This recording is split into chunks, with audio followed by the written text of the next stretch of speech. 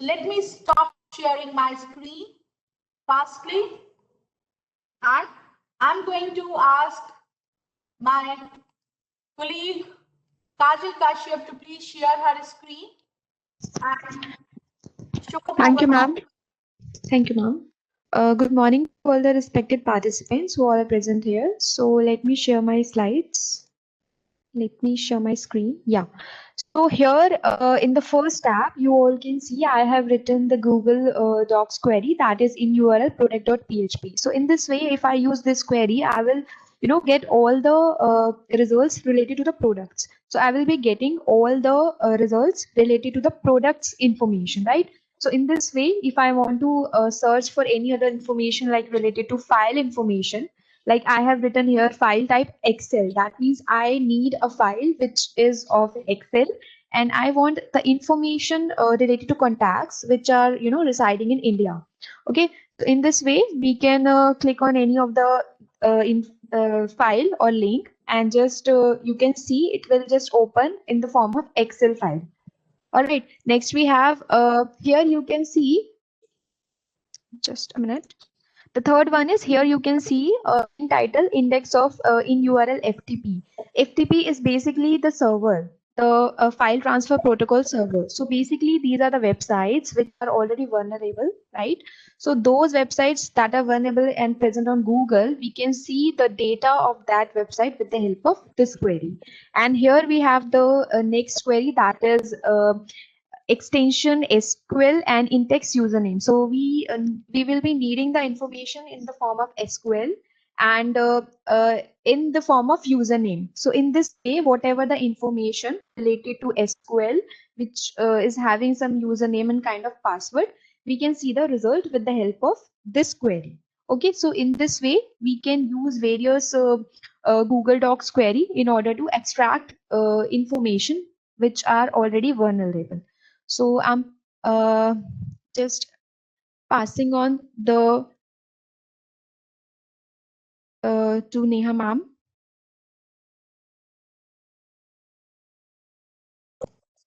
So there are multiple cameras also which are vulnerable, and even we can get those cameras recording as well, or the live cameras we can also see which are vulnerable. So there are lot many things which we can do it with Google Docs. And even if I talk about to share or to see all these various Google docking commands, even you can go through it from Google itself. Now see here we have entitled IP camera viewer, right? So if I'm going to put this, all those vulnerable camera viewers URLs are going to come, right? So see here, live view of access, webcam. So these are some of the Google Doc queries which will help you out to get the data from the open source. So here, this is exploitdb.com Google hacking database. You can just go to this exploitdb.com. You will be getting the latest Google hacking cheat sheet. You can just see what all Google Docs are being used by the hackers to get the information about any of the target. Now, after Google docking, they don't stop there itself. They try to gather information from different sources, so that it's always there that multiple number of information can be gathered from multiple different sources. So they try to gather a lot of information. That's why we say information gathering is the most important and the time consuming task for the hackers. Now the next is Builtwith. Now what is Builtwith? Builtwith is again being said as web technology information profiler tool. Now the major goal of this Builtwith is generally to help the web developers or the newer researchers, the designers who are actually being into this particular field of designing, developing, researching, and want to know that what all other organizations are using the technologies to develop their websites and all. So the objective of this Builtwith is very nice, to help the newly coming researchers, your developers and designers, to help them and to just give an idea that what all technologies are being used by other organizations or industries or the companies. But now the hackers are using this particular website www.builtwith.com to get the information about a particular target and then try to identify the vulnerabilities into it. Now, how to use that? This is builtwith.com. Now, in this builtwith.com, this is the home page. Now, see here, it is asking us to provide a website address, a technology name, or a keyword. Now, if let's suppose I'm going to provide a particular domain name as cdag.in and I click on lookup. Now, when I click on lookup, it is going to provide me detailed information about the target, right? It gave me technology profile, detailed technology profile, metadata profile, relationship profile, redirect profile, and not many other things internally. So when I click on this technology profile, you can see it is giving me the Google Analytics part, Google site tag and all. And very importantly, it provides me the frameworks which are being used by the target. Now the hacker will come to know that this is an organization or this is the domain, this is the URL, which is actually using these many frameworks. It is using these libraries, these functions, and also the other part is your the versions of it as well, right? So the more the developer is going to showcase the information, the better this Builtwith is going to tell you all about. So maybe there is a chance that developer has maybe provided wrong information here, maybe given your wrong versions here, wrong libraries and wrong functions here. That is one of the chance. That's why what hackers does, hacker tries to gather the information from different sources, and then they actually make a network map of it and also tries to compare the information what they are getting it from different sources. So when I'm talking about this technology profile, it actually gives me in this manner what is analytics, what analytics is being used, what frameworks is being used. And when I click on the second tab, that is detailed technology profile, it also adds some information about when it was first detected and when it has been seen as last detected. So here, if you scroll down, it is going to provide me number of information. See here, frameworks, ASP.NET, and it also provides me the JavaScript libraries and functions. See, PHP is also being used. ASP.NET 4.0 O is also being used. So this is some of the information which is being provided. Other than that, it also gives a very good list of subdomains which are being used by the target. Now, generally, what hacker does, hacker tries to enter from the main domain. If they are not able to, then they try to enter from the subdomains. Maybe the subdomains help them to take the control of the machine or take the control of that particular application. So see, it is also providing me a lot of information about subdomains as well. Also, it provides me what all email hosting providers are there, SSL certificates, what web servers are being used, right? What operating systems and servers are being used, and lot many other things. So if you scroll down, you will be getting a lot of information. So that is what hackers are also getting this type of information from Builtwith, right? Then it also tells me the information about the connected websites, what all connected website it has. So this target is connected to what all other websites. So if they are not able to get any vulnerability into it, then they will try to go into this particular website and then try to identify a path, a route to enter to the main target. This way, basically, the hackers are trying to get the information and make a network map of the same. So this is providing me a little bit information about the target. Now, after this, they again move to some other tools and browser extensions which help them to gather more and more information about the target. And one of that particular extension is known as Netcraft. Now, this Netcraft extension is basically a browser extension which allows the user as well as the hacker to get the information related to the sites which they visit, and it also provides a protection from phishing and malicious JavaScript. So generally we insist that you must have this one or two extensions, browser extensions on your browser, whatever browser you are using, so that it should try to help you to protect from different type of malwares. Now, how this Netcraft is being used and what all features it has, let's have a look onto it. So features, it is providing you the detailed site report. So simply by clicking a particular logo of this Netcraft, as we will be showing you in the next slide, so it will help you out to provide the complete report of that particular website which you are trying to visit. It also provides the risk rating by evaluating the characteristics of that particular site which you are visiting and also comparing it with the fraudulent sites. So it provides you a risk rating between 1 to 10, right? Then we have conveniently report suspected phishing and fraudulent sites. So as I told, it has a very important feature of reporting this particular website to Netcraft very easily by clicking a particular button so that other users may get the help of it. Then it provides you the protection against your cross-site scripting type of attacks, phishing attacks, your malicious JavaScript type of attacks and all. So there are multiple type of attacks which may happen on a particular website. So that is a detailed discussion later on we will be having.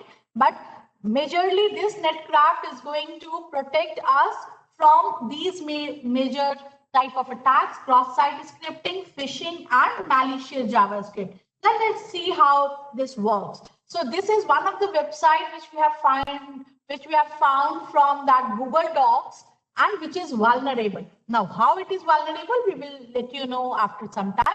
So this is one of the websites which I have opened. And now I want to get the information about this particular website through Netcraft. Now, how we are going to move forward? We are going to open Google. Just type in their Netcraft extension, press enter. The first link which you are going to get it will be Netcraft extension. Now this extension is available for most of the browsers.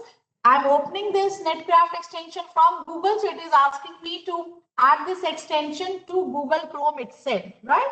So when I click on this, it will ask me whether you want to add to this browser, to Chrome. We will click on this, yes, and now this will get added to my browser onto near to that URL with M logo, right? Now, whatever website you are going to open and just click on this N, you will be getting a very brief detail about that particular website. So it will give you a risk rating, it will give you which country, when it has been first seen, what is the URL of this particular site, and all those. Now, if you want more information about it, this is going to be your hyperlink. You just click on it and you are going to get the complete report of the website which you are going to use. So it's very good for a particular user as well. So if you have a doubt that whether we should give our credentials to this particular website or not, whether this is a genuine website or not, you can just have this Netcraft and just click on it. It will provide you the complete details of that particular website. By seeing that, you can decide whether you want to go or provide this credential to this particular website or not. So hackers are also using this for getting the domain name, the IP address details, your DNS, name server details, and lot many other things, right? So see, when I click on that full report, it is giving me or providing me the detail about the country where it is hosted and all. Then it is providing me the site, the domain, the IP address, right? Then your NetBlock owner, name server, and lot many other things. Other than that, it also gives me the information about the hosting history as well. Now let's see in the next slide. It is providing me the network information. What is the IP address of this particular website and all. It is providing me the owner, NetBlock owner, name server information and all. It is providing me the hosting history as well. So this particular website has this NetBlock owner with this IP address, this operating system, using this web server when it has been last seen. So this is a very good information for the hacker to get more and more information about this particular website. So with this information, now he will try to search for which web server it is using. That already he come to know that it is Apache. Now, what is the version of that? How many ports are there? which ports are open, and lot many other information, so that he should plan the attack on that particular machine. Now, after Netcraft, he will move to another very nice tool, or you can say a very nice website or a browser extension known as SHODAN. Now, this SHODAN is basically a search engine which allows or helps the user to find a specific type of computers. That can be webcam, that can be routers, servers, etc.